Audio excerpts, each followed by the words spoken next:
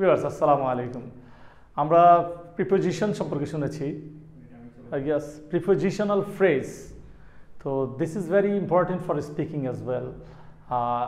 IELTS করতে যাবেন তখনও আপনার এইটা জিজ্ঞেস করবে যে অ্যাট, এখানে অ্যাট হবে না ইন হবে না কি হবে। তো এগুলো বেশিরভাগ সময় মুখস্থ রাখতে হয়। তো এগুলো হচ্ছে ফ্রেজ, এগুলো প্রিপোজিশনাল ফ্রেজ। যেহেতু প্রিপোজিশন দিয়ে শুরু হয়েছে, এরকম প্রিপোজিশনাল ফ্রেজ আমরা বেশি না অল্প কিছু নিয়ে ক্লাস করব, যাতে আপনি বুঝেন যে আসলে এখানে এইটা দিলে এটার কী মিনিং হয়ে যায়, ডিফারেন্ট মিনিং হয়ে যাবে, আলাদা একটা অর্থ হয়ে যাবে। আমরা হোম অর্থ কি জানি? বাড়ি। কিন্তু এটার সামনে যদি অ্যাট লাগাই দেন, অ্যাট হোম, তখন এটার অর্থ কিন্তু বাড়ি হবে না, তখন হয়ে যাবে দক্ষ। দক্ষ মানে স্কিল, সে হ্যাঁ খুবই দক্ষ, স্কিল, সে এই কাজটা সে দক্ষ। তেমনিভাবে লার্জ অর্থ বড়, কিন্তু যখন অ্যাট লার্জ দিবেন তখন কিন্তু বড় না, তখন হয়ে যাবে স্বাধীন। এরকম আপনাকে অনেকগুলো ফ্রেজ মুখস্থ করতে হবে। আজকে আমরা 2-3টা বুঝাই দিচ্ছি, যাতে আপনি এগুলো আরও প্র্যাকটিস করতে পারেন যে কতগুলো দরকার। এরকম আপনার 20টার মতন আছে, অ্যাড দিয়েই আছে 20টা-30টা, আবার ইন দিয়ে 20-30টা আছে। তো এরকম প্রত্যেকটা দিয়ে 20-25টা যদি মুখস্থ করতে পারেন, তা আপনি এগুলো ইউজ হয় সেন্টেন্স মেকিংয়ের সময়। তাই আমরা বলে দিচ্ছি। তো আপনি কোনগুলো মুখস্থ করবেন? অ্যাট লাস্ট, এইটা একটু মিল আছে, লাস্ট মানে শেষ, অবশেষে। হ্যাঁ, তো অ্যাট এনি কস্ট, যে কোনো মূল্যে। দেখছেন কি লাগলাম? আমি এটা ফেরত চাই, যে কোনো মূল্যে আমি এটা ফেরত চাই। এরকম আপনি অনেক অসংখ্য আছে। তা আমরা যেগুলো মূলত যেগুলো জিনিসগুলো দরকার ফর স্পিকিংয়ের জন্য, সেই কয়েকটা নিয়ে আসলাম।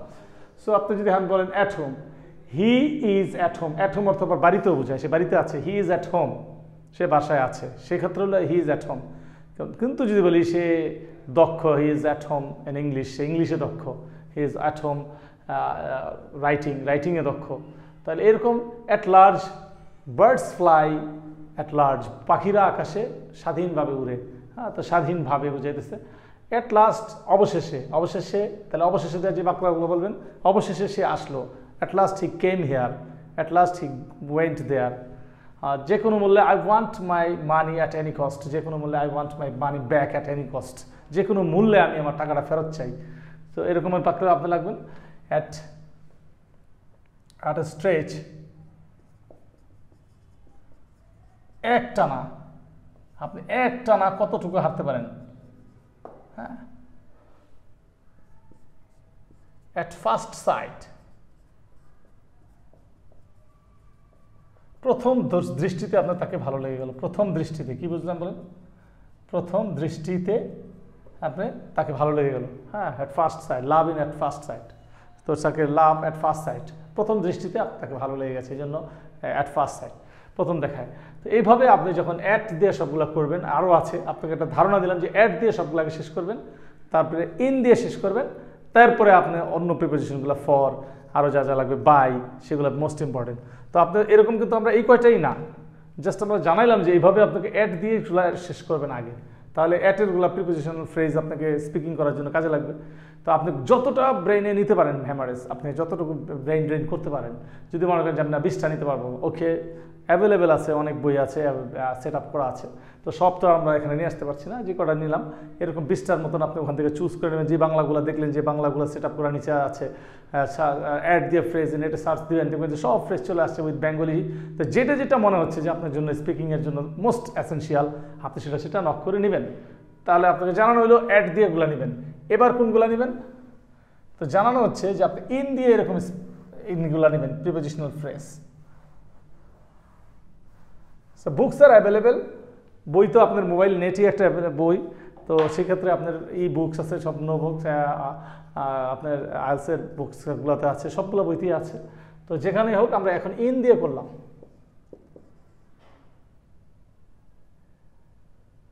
ইন স্পাইট অফ, বলে না, টাকা থাকা সত্ত্বেও, টাকা থাকা সত্ত্বেও আমি কি করতে পারি না, এটা সত্ত্বেও, টাকা থাকা সত্ত্বেও আমি গাড়ি কিনতে পারি নাই। In spite of having money I can't buy a car, in spite of having. তো in place of, in place of, এখানে দেখেন ডাবল প্রিপোজিশন, এই পাশে একটা আছে, এই পাশেও একটা আছে। ইন প্লেস অফ অর্থ পরিবর্তে, পরিবর্তে, ইনস্টিড অফ, এটাও পরিবর্তে, দুটো একসাথে দিয়ে দিলাম।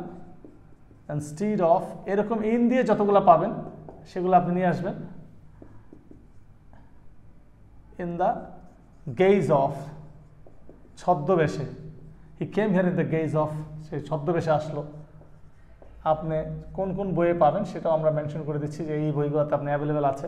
যে কোনো ইংলিশ সেকেন্ড পেপার গ্রামার বইয়ের ভিতরেই আপনি পাবেন। 6 to 10, 11, 12 আপনি যে কোনো বইয়ের ভিতরেই আপনার অ্যাডভান্স লার্নার আছে, তারপর হচ্ছে পটেনশিয়াল আছে, আরও এরকম বই আছে যে বইগুলোতে নাম মেনশন করার সাথে সাথে আপনি এগুলো পেয়ে যাবেন। সো আপনি ফাইন্ড আউট করবেন যে আমাকে যেহেতু স্পিকিং করতে হবে, এগুলো কেন শিখতে হবে, দেখেন এগুলো অবশ্যই লাগতেছে। ইন প্লেস অফ, এটা পরিবর্তে, আপনি চেঞ্জ জানেন পরিবর্তে। You can take science in place of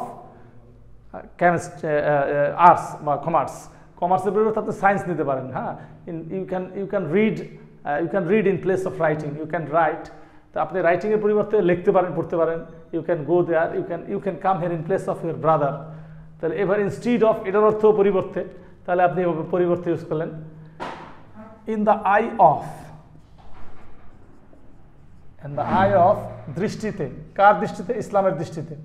in the eye of, ইসলামের দৃষ্টিতে সে অপরাধী, he is guilty in the eye of Islam. তো এইভাবে আপনি ইসলামের দৃষ্টিতে সে অপরাধী, ইসলামের দৃষ্টিতে সে ক্রাইমস করছেন। এইভাবে আপনি ইনগুলোকে সব একসাথে শেষ করবেন। ইন দ্য লিস্ট, আদৌ, he will not come here in the list. তো এরকম যতগুলো পাবেন, ইনের যেগুলো যতগুলো আছে, 1, 2, 3, 4, 5, আমরা 5টা বলেছি।